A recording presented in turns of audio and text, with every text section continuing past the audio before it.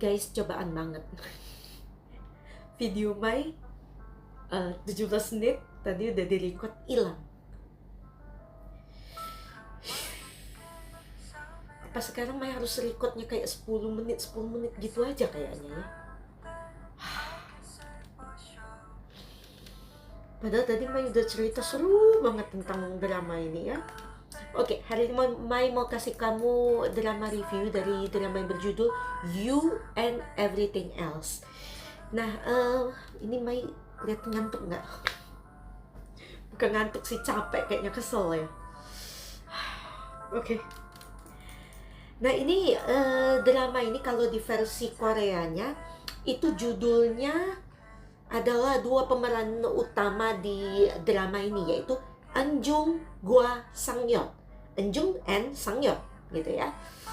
Drama ini tayang di network Netflix sebanyak 15 episode. Ditayangkan bulan September kemarin. Nah, jadi genre drama ini benar-benar drama ya. Ada romansnya, tapi ya lebih ke tentang persahabatan antara dua aktris ini, dua lead aktris kita ya. Yang buat Mai mau nonton drama You and Everything Else adalah Kim Go-eun. Kelahiran tahun 91. Mai nonton dia di dua movie dia yang terakhir ya, yaitu di Love in the Big City dan juga Exuma. Wah, Exuma kayaknya kamu kalau suka movie, kayaknya kamu juga nonton ya. Exuma itu benar-benar booming kan waktu itu ya. Mai nonton karena ada Lee Do-hyun juga. Mai suka banget sama Lee Do-hyun ya. Nah, drama series dia yang sudah Mai tonton adalah Yumi Cells Season 1, Season 2. Nah, dia ada Season 3 katanya tahun ini. Dan yang menarik guys, lead male dia di Season 3 adalah salah satu pemeran di drama ini yang jadi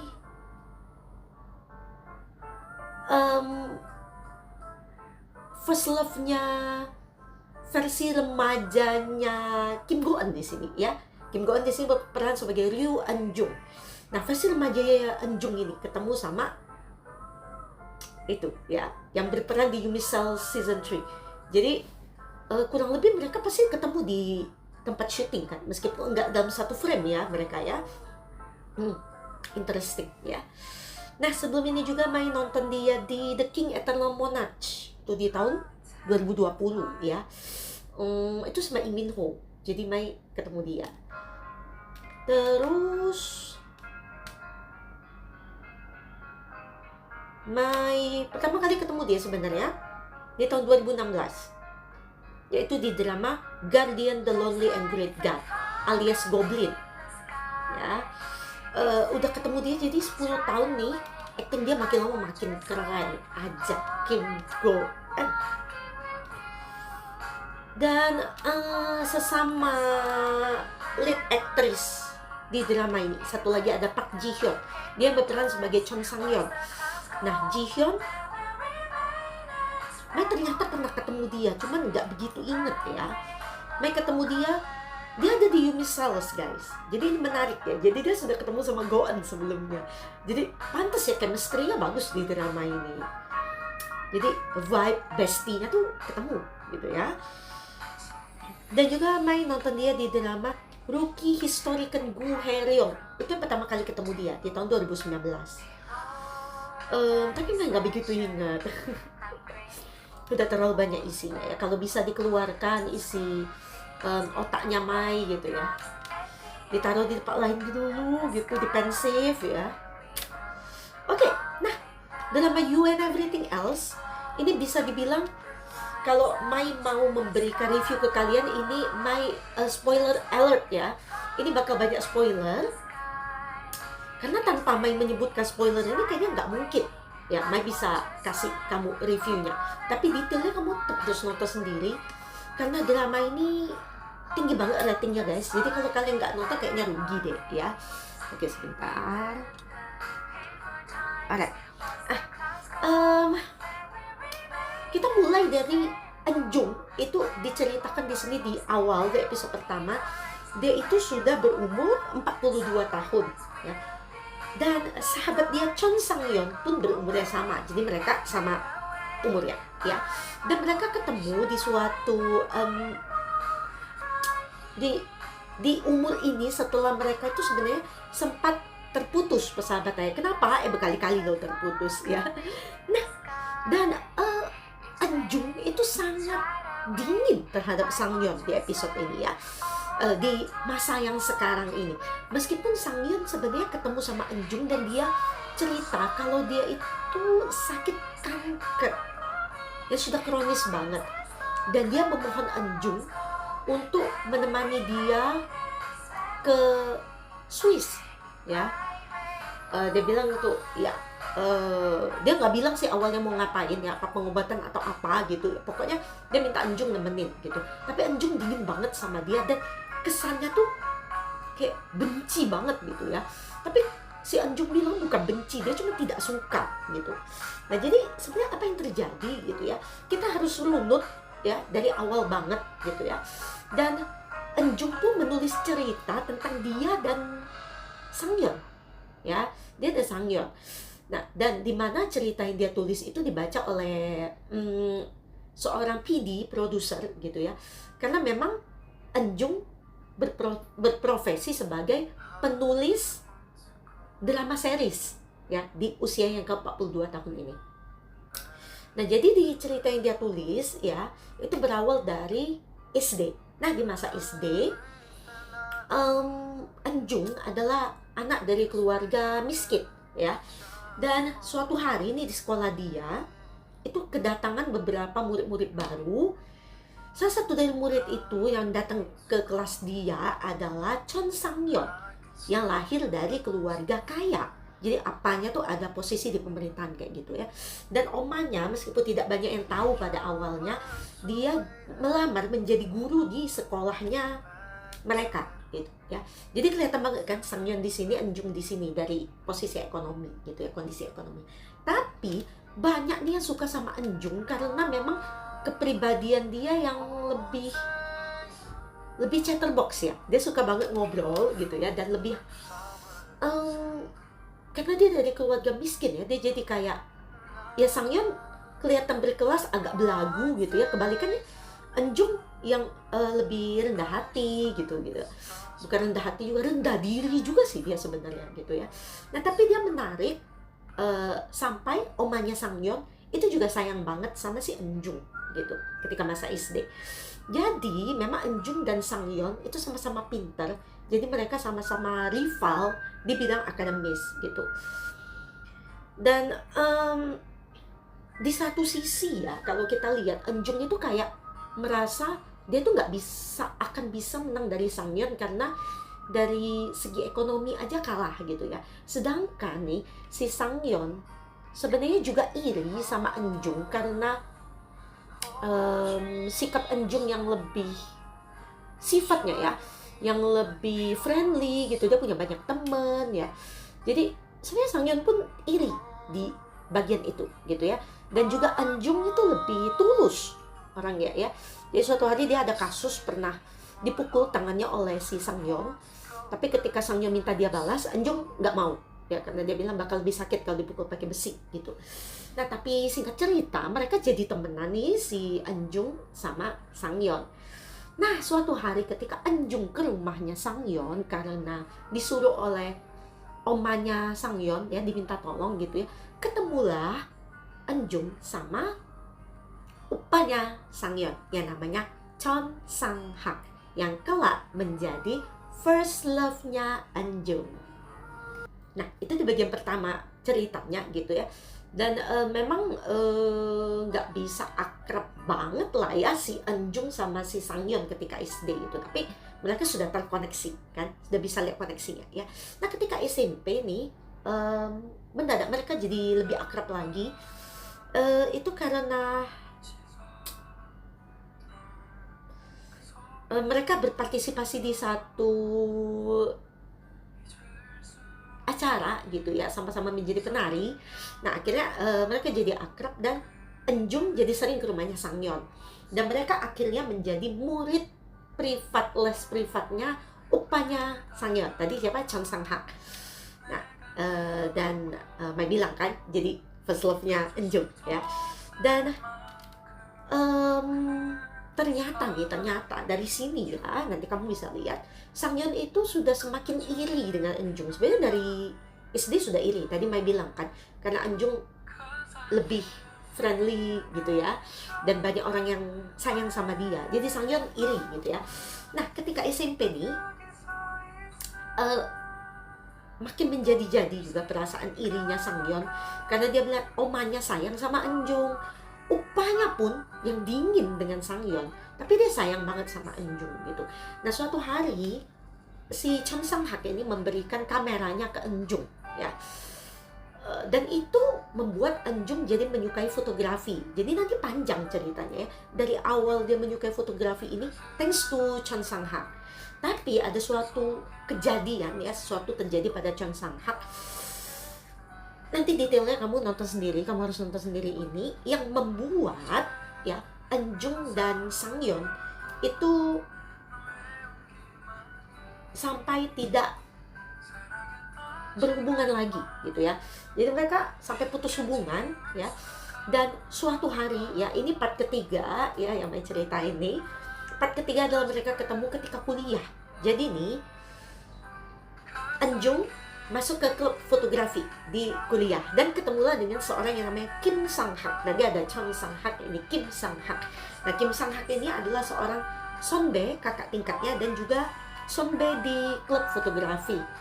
Nah mereka punya hobi yang sama, ini Sang-hak ya. Nah jadi singkat cerita nih, Enjung jadi kayak ngelihat Chon Sang-hak di dalam diri Kim Sang-hak gitu ya. Nah, jadi mereka pun saling suka, dan singkat cerita mereka pacaran gitu ya. Tapi itu ada liku-likunya juga, kamu nonton sendiri detailnya ya. Nah, suatu hari ini ketemulah dengan adik tingkat ya, yang baru join juga klub fotografi, yaitu Chon Sang-yeon. Jadi Sangyeon balik lagi nih ke kehidupannya si Enjung gitu. Dan Enjung berusaha untuk dia seneng sih ketemu sama Sangyeon gitu ya. Setelah ya mereka kan terpisah tanpa pamitan, Sangyeonnya pergi gitu kan. Nah, akhirnya ketemu lagi, tapi mereka agak awkward ya, kayak Enjung tuh tidak bisa menjelaskan, tapi ada sesuatu yang rasanya ada suatu penghalang di antara mereka, entah kenapa gitu ya. Nah, ini Mai kasih kamu spoiler ya, kalau akhirnya nih Sangyeon, Enjung, dan juga Kim Sang-hak itu terlibat love triangle. Nah, di sini nih sampai persahabatan Enjung sama Sangyeon sebenarnya dari SD, SMP, kuliah. Pokoknya sepanjang mereka berteman tuh selalu up and down gitu ya. Kayak paginya tuh bisa akrab, malamnya bisa bertengkar. Jadi kamu jangan heran ya.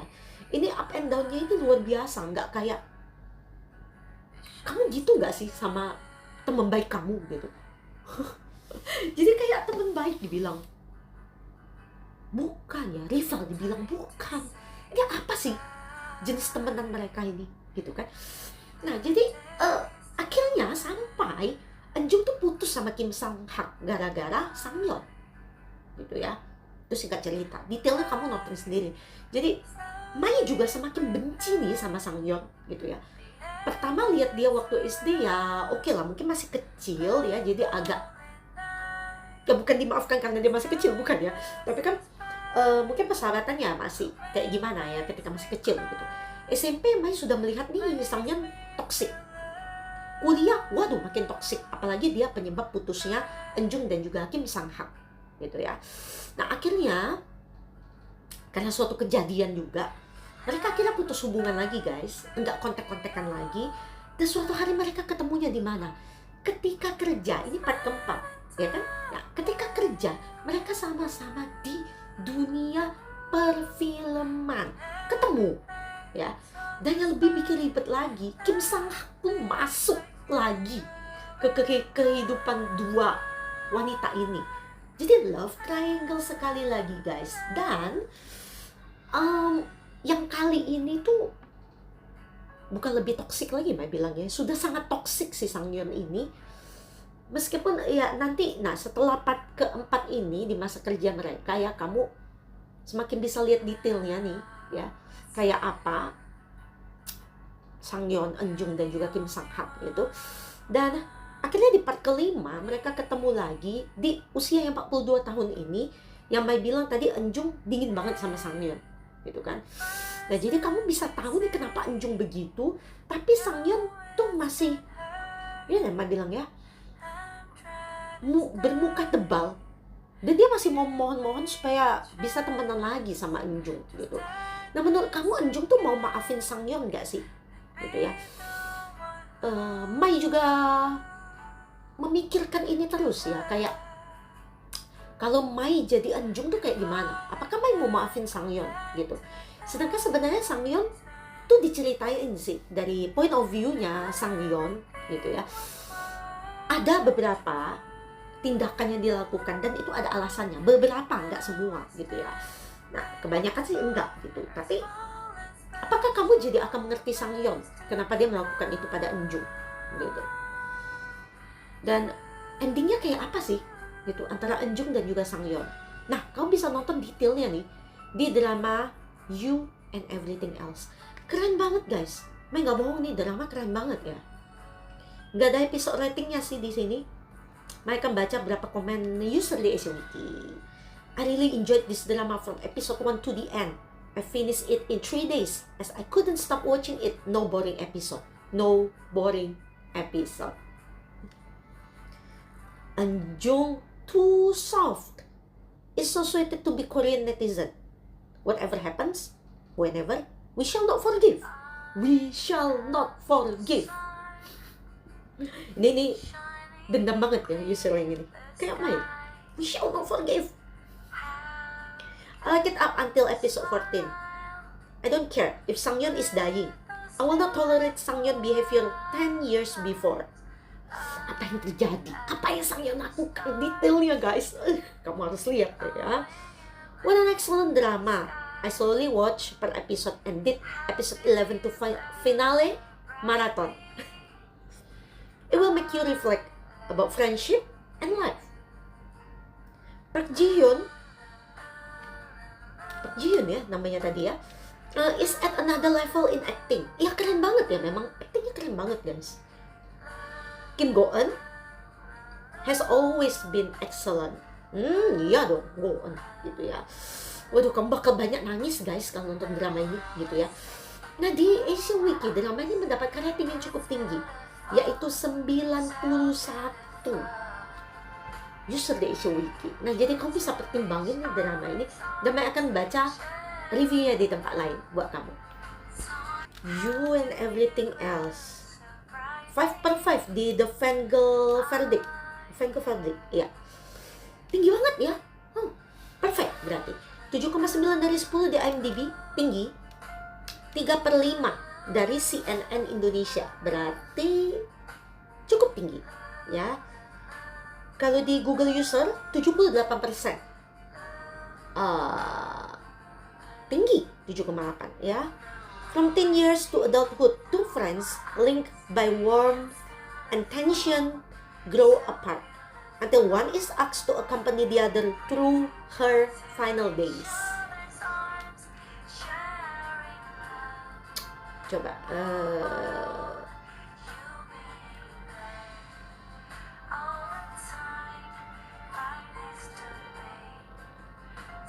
kenapa drakor You and Everything Else diberi rating 18+ dari IDN Times?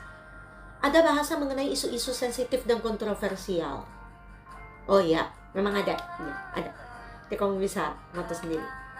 Jadi The Fangirl Verdict 5 bintang ya. Show is thoughtfully written. Thoughtfully written ya. Aduh maaf ya, ini sudah malam. Tenderly directed and wonderfully delivered. And I found myself feeling fully engaged from beginning to the end. IMDb.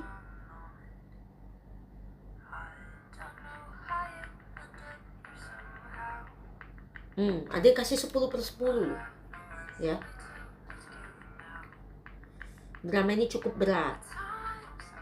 Iya, beratnya bikin kamu nangis.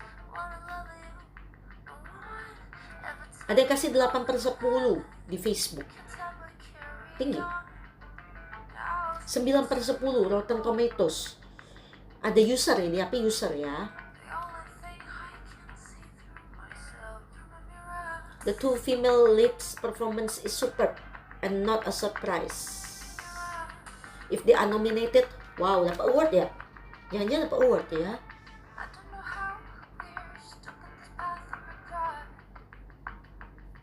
Transisi halus, mudah diikuti.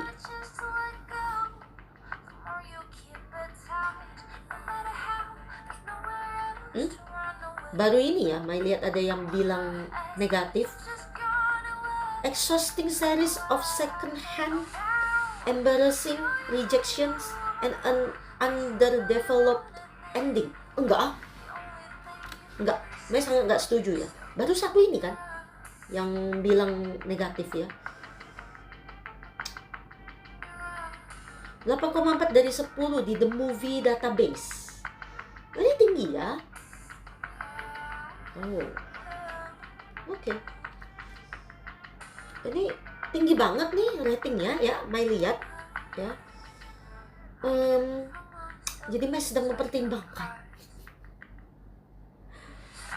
Mai mau kasih berapa gitu ya.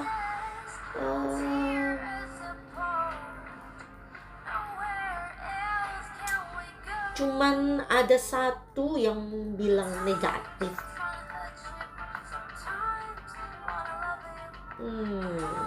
Mai sendiri sih suka banget ya, maksudnya kayak ngepas banget gitu ya.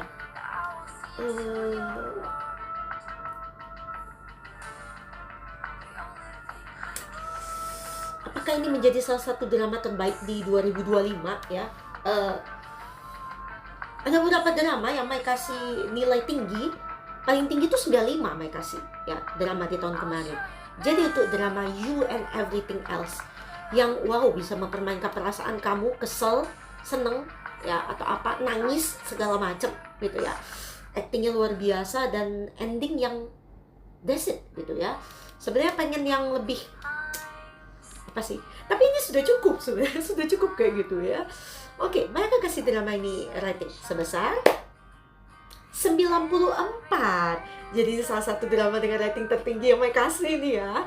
Paling tinggi 95, ini sudah 94 guys ya. Nah, menurut Mai, kamu wajib banget nonton You and Everything Else. Jadi drama banget di sini ya. Kamu bisa belajar banyak hal dari drama ini. Actingnya juga keren ya. Isu-isu sensitif juga ada. Nah, masih ada satu drama lagi yang Mai mau nonton ya, yang di rombongan bulan September ini ya. Judul dramanya adalah The Murky Stream.